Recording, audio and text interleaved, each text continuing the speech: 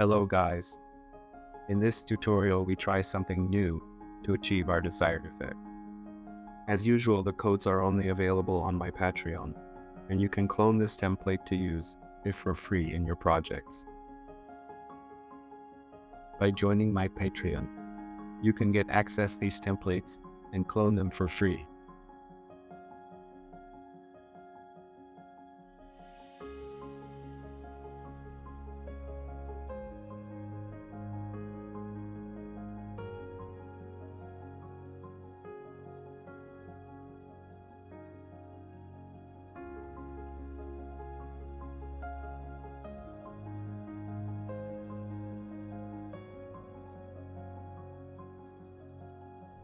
Let's get started.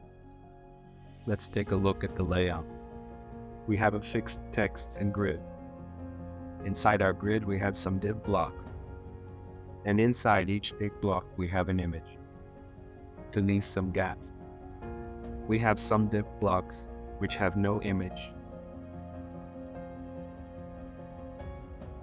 Each div block has a relative position, and images have an absolute position.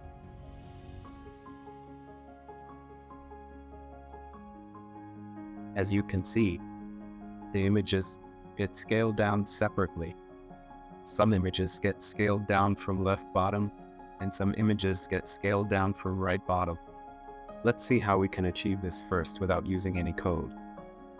As I have mentioned earlier, images have absolute position. I have added a combo class to images. The images, which get scaled down from left bottom, have a left class. And images, which get scaled down from right bottom, have a right class. The images with left class have 0 position from left and 0 position from bottom. The images with right class have 0 position from right and 0 position from bottom. And let's learn how we can resize them. We simply need to set the width and height to 0%. We will do these steps with custom codes in a few moments.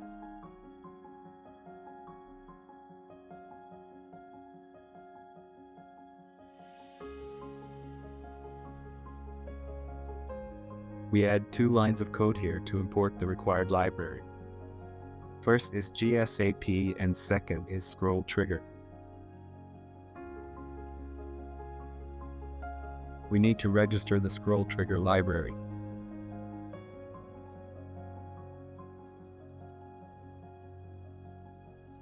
This line will create an array.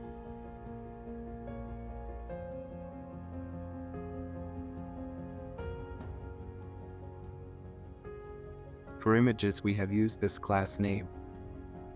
We add the all images with this class name to an array which have a name of images.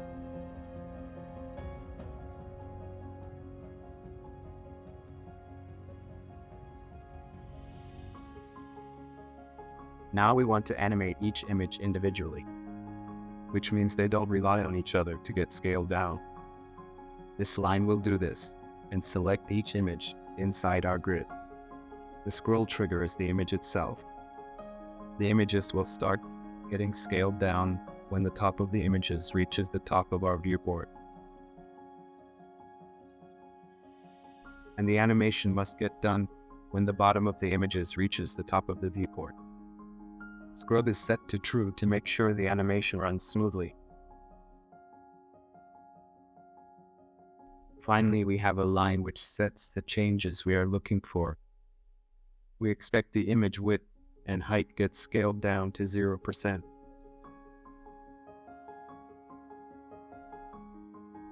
First animation is done. Let's take a look again at our second animation. As you can see in this animation, we rotate the images around and even create a 3D effect. Also, we extend the images vertically and horizontally a bit.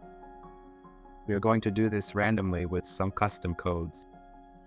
Let's recreate this effect with Webflow itself, and then use our custom codes.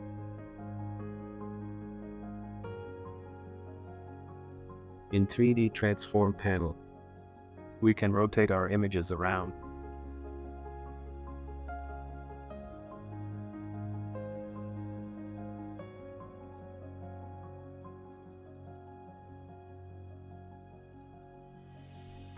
Another option we have is called Skew, which helps us to extend our images.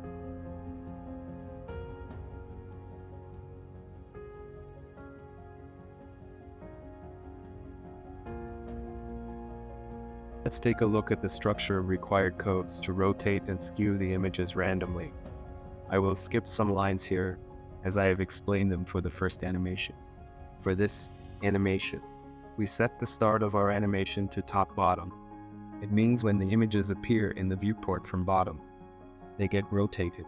These lines will animate the rotation of images along the x-axis, y-axis, z-axis, and extend images vertically and horizontally. To do this randomly, we use GSAP UTILS random, which means this function will pick a random value between the values we have set and tries to animate it accordingly. Thanks for watching. You can clone this template for free or get access to the codes on my Patreon.